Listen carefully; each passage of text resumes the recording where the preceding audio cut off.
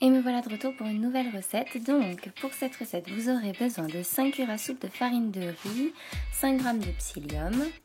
Il vous faudra également 2 carreaux de chocolat noir réduit en pépites, 1 cuillère à café de jus de citron, 1 cuillère à soupe de sirop d'agave, un yaourt, donc l'équivalent d'environ 3 cuillères à soupe, moi que je vais prélever dans un yaourt maison. Pour la suite, il vous faudra également prendre de l'eau tiède et un bol vide dans lequel on va pouvoir faire le mélange. Donc je commence par mélanger mes éléments secs, donc la farine de riz et mon psyllium. Le but, c'est pas de faire quelque chose de très homogène, mais au moins de mélanger déjà les secs au préalable. Je rajoute du bicarbonate, donc environ 1 cuillère à café. Une fois que le mélange est pas trop mal, je vais faire un petit puits au milieu. Et là, je vais venir rajouter mes cuillères de yaourt.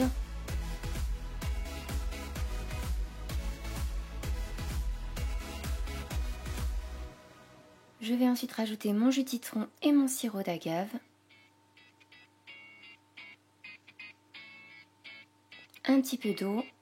Donc grosso modo, j'aurais envie de vous dire 50 g. Vous pouvez remplacer par du lait végétal si vous préférez. Ça va donner à peu près la même texture au final de toute façon, mais un petit peu plus de gras. Je mélange jusqu'à obtenir une consistance donc de pâte à gâteau à peu près homogène. Et là, je rajoute mes carreaux de chocolat noir que j'intègre bien au mélange.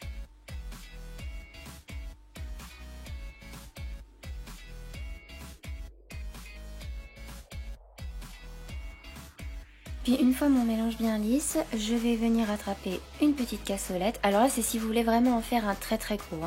Si vous préférez en faire 2 petits, je vous conseille de prendre 2 cassolettes à peu près, donc de ces dimensions-là, et de diviser la pâte en 2 tout simplement. Mais là, c'est pour en faire un gros à partager.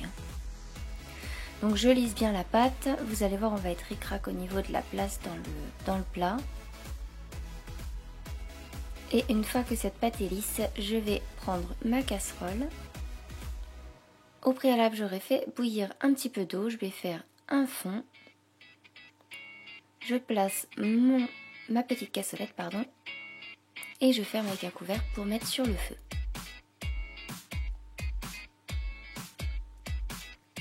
Environ 10 à 15 minutes plus tard, on peut éventuellement sortir du feu et à l'aide d'une pointe de couteau bien sèche, venir tester la cuisson. Si la pointe ressort encore recouverte de gâteau, vous pouvez remettre sur le feu et vous retester évidemment à chaque fois. Vous pouvez déguster dans le plat, mais vous pouvez également à l'aide de la pointe de votre couteau faire le tour et démouler. Moi j'ai fait le test, une fois que ça a bien refroidi, c'est tout à fait possible de démouler. D'ailleurs je vous ai pris ça en photo.